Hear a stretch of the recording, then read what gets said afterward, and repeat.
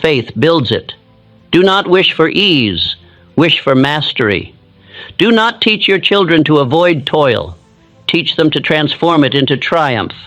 The man who finds joy in his duty is free from bondage. The child who learns that lesson is immune to mediocrity. When your children grow and you are gone, they will not remember your speeches about success. They will remember the sound of your footsteps leaving early to labor. They will remember the calm with which you faced responsibility. They will remember that you did not shrink from effort, but met it with gratitude. That memory will become their discipline in years to come. So rise tomorrow with renewed spirit. Greet your work as your ally, not your enemy. Let your children see that diligence is dignity, that perseverance is peace, and that service is strength. For every blow of the hammer, every stroke of the pen, every honest effort is a lesson in the language they understand best. Example. Close with this eternal truth. No man who works with faith ever dies in vain. His influence remains in every life he touched, every mind he awakened, every child he inspired to labor nobly. Work done in the spirit of purpose becomes eternal. Through it, you build not only fortune, but immortality. Part 6, The Law of Legacy, Building an Empire that Outlives You. There comes a time in every man's life when he must decide whether his existence shall end with his breath or extend beyond his grave. The measure of a life is not how long it lasts, but how far its influence reaches. Wealth dies when it is hoarded. Fame fades when it is self-centered. But character, discipline, and faith, these are immortal. They march forward through generations. This is the law of legacy. What you are will live longer than what you own. Every decision you make today adds a stone to the monument of your name. Each thought, each word, each action contributes to the invisible structure you are building. Long after your voice is silenced, that structure will stand, either as a beacon that guides or a ruin that warns. You cannot escape this law. You are always building, consciously or not, a pattern for those who will follow. The only question is whether it will be one worth inheriting. Consider George Washington. He left no dynasty of wealth, yet his moral courage, patience, and faith became the inheritance of an entire nation. His example of restraint in power gave birth to a republic that still endures. He built not a palace, but a principle. And that principle has governed millions more effectively than any law written by hand. That is legacy, the immortality of a disciplined soul. Now contrast him with men who sought only personal glory. Their names shone bright for a day, then vanished like sparks in the wind. They chased pleasure, they amassed gold, but they left behind nothing that could uplift another life. The true tragedy of such men is not that they died, but that their death made no difference. Their lives were echoes that faded instead of voices that endured. You must choose which of these two you will be. Will you live for comfort or for contribution? Will your days be a private pursuit of gain or a public example of greatness? The world is filled with men who labored all their years and left nothing of substance behind. Not a principle, not a method, not a memory worth repeating. Do not join their number. Live in such a way that when your name is spoken, it strengthens those who hear it. Every man leaves two legacies, one written in his will, the other written in his conduct. The first may be divided, taxed, or spent. The second endures untouched. The first benefits a few, the second uplifts many. And while fortune may be taken by chance, character is forged only by choice. Therefore, spend your energy not on hoarding wealth, but on building the kind of soul that multiplies it. Your legacy begins with a definite chief aim.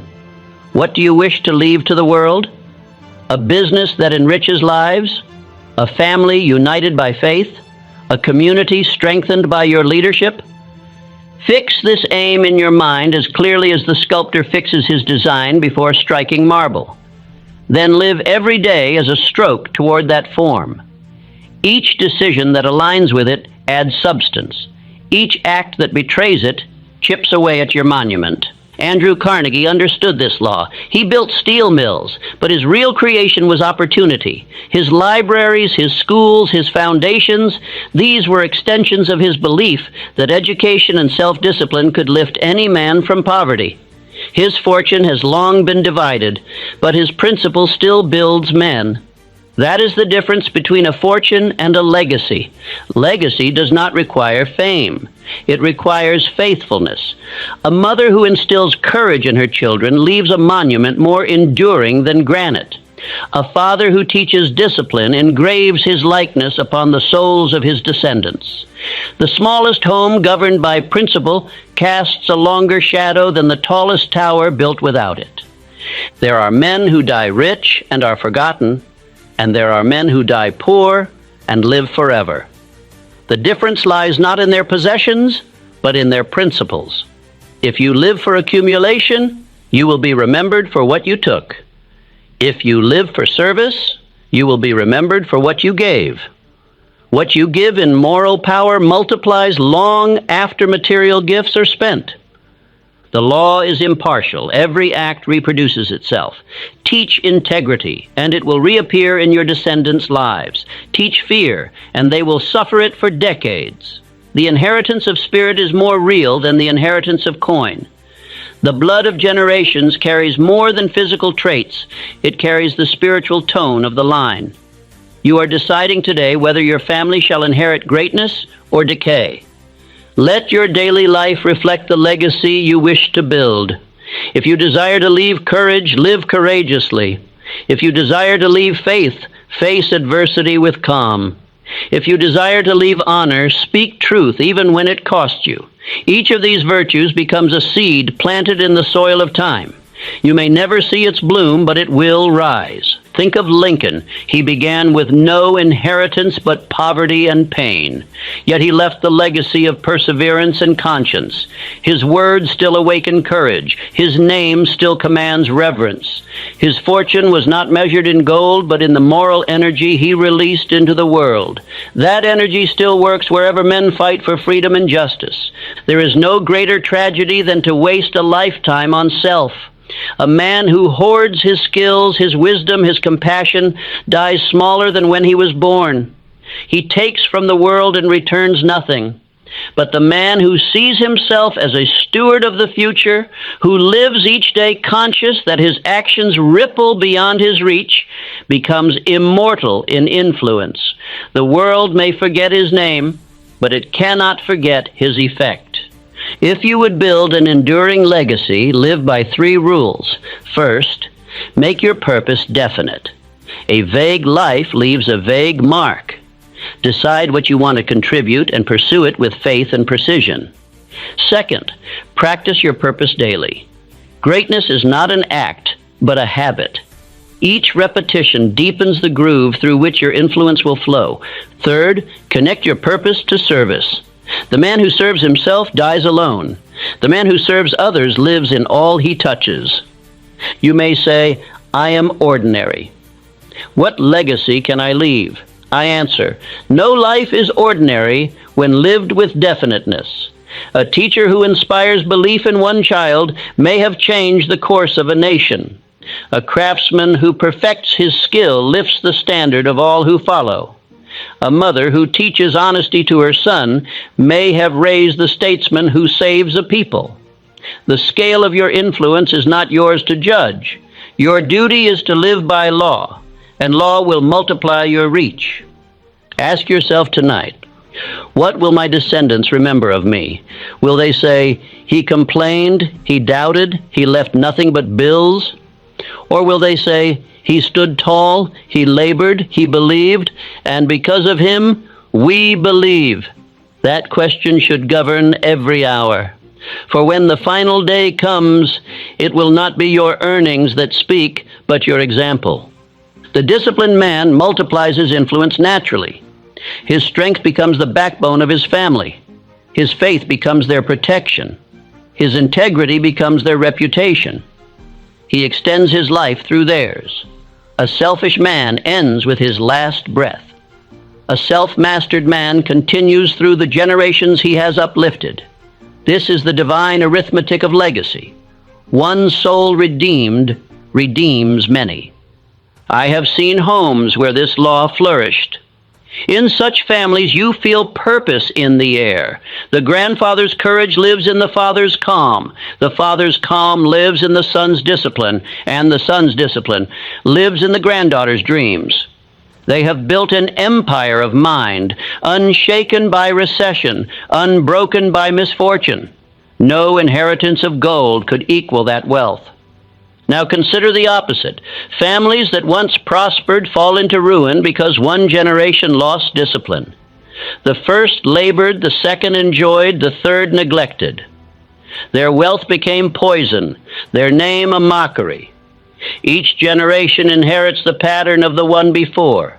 The father who indulges himself teaches his son to decay, and the son teaches his son to perish. Break that chain. Be the generation that restores the law. Here is your method. Step 1.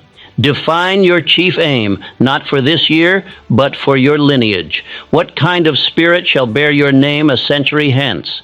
Step 2. Live that aim now. Every decision either builds or destroys that future. Step 3. Teach it by repetition. Tell your children why you rise early, why you persist, why you keep faith. They will remember. Step 4. Record your principles. Leave behind not only property but instruction, a map of thought they can follow when you are gone. Affirm this each morning: I live to leave strength, not weakness. I build not for my comfort, but for my children's courage. Let these words direct your choices. When temptation calls, remember, your descendants are watching through time. Live worthy of their respect, and you will never act small again. If you build rightly, your name will become a fortress.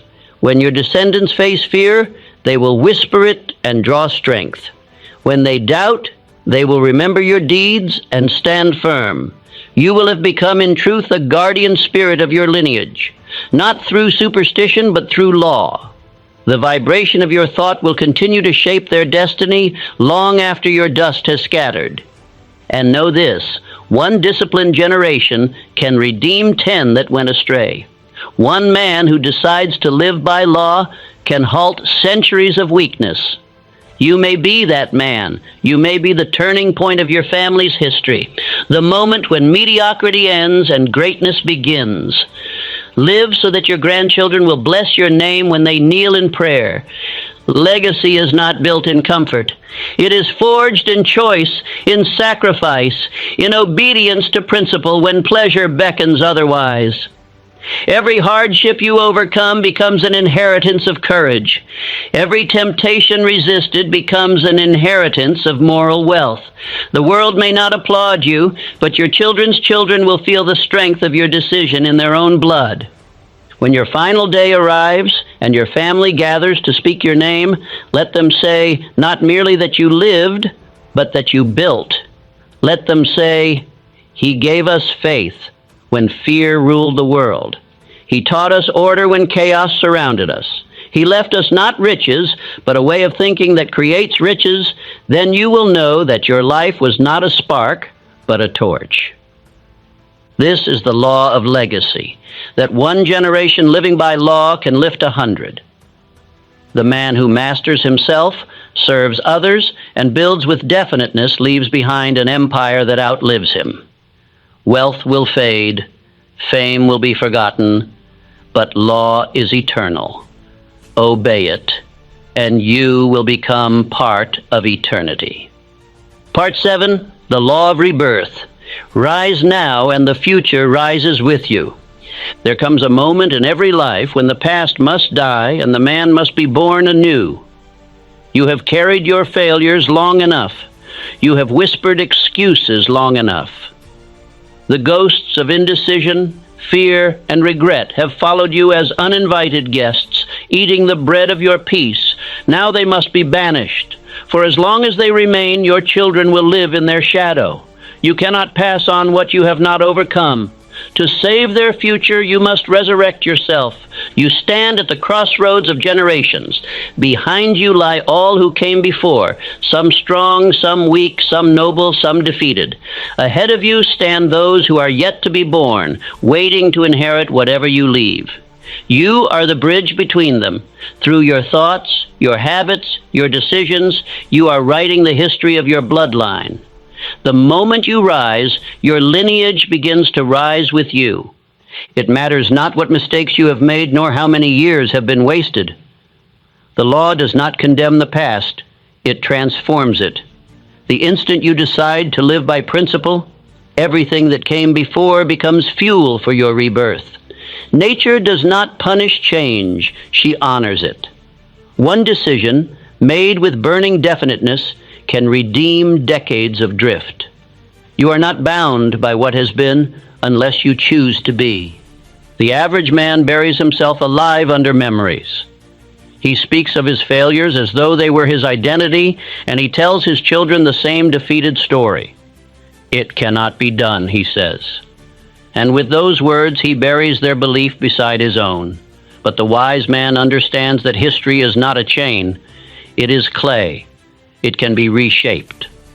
The moment he decides, he begins again, not from the past, but from power. Do you not see? The law of rebirth operates instantly. The mind, once fixed upon a new aim, begins to reorganize all thought and circumstance toward it. When a man declares, "I begin anew," the universe responds as though he had always been that new man. The old conditions fade, new opportunities appear, allies emerge as if summoned by unseen command. This is not miracle, it is law. The creative power of thought knows no backward motion. Consider Abraham Lincoln. Before greatness crowned him, he was defeated in business, rejected by voters, ridiculed by peers. Yet he did not allow yesterday's losses to define tomorrow's purpose. He began again and again, each time stronger, calmer, clearer. His rebirths were many, but his decision was one: I will rise until my purpose is fulfilled. That is why his name endures when others, richer in opportunity but poorer in will, vanished from history. Rockefeller, too, faced chaos before empire. In the early years, failure stalked his ventures, panic shook the markets, enemies mocked his ambition. Yet through every collapse, he saw order. He rebuilt not from frustration, but from faith. He understood that loss was a teacher, not a tomb. Each new beginning refined his method until his method became law. His life proved that a man reborn through discipline is indestructible. You may say, but I have wasted years. I have set a poor example. Then understand this: one season of obedience to law can erase 10 years of drift. One act of mastery can redeem a decade of weakness. A man who reforms himself reforms his lineage. The moment he stands, those who follow will feel the ground steady beneath them. His family will sense the shift. His children will see the change. Even his past will bow to his new authority. The law does not measure time as men do. It measures transformation. One instant of complete decision outweighs a lifetime of hesitation. When you rise, you awaken the sleeping forces of infinite intelligence that have waited within you since birth. They respond like soldiers to a long, silent trumpet. Energy floods the mind. Courage fills the heart. Clarity illuminates the path. This is the resurrection of will, the rebirth of purpose. The weak believe that new beginnings belong to youth. They are mistaken. Rebirth belongs to any soul that decides to be young in faith. Time has no power over conviction. There is no old age in spirit. The moment you decide to rise, the past falls away as easily as a shadow at noon. The laws of success do not ask your age. They ask your obedience. This is not a gentle process. To be reborn, the old self must die, the self of fear, of delay, of self-pity. You must burn it upon the altar of decision. That is why few men rise. They cling to their weakness as if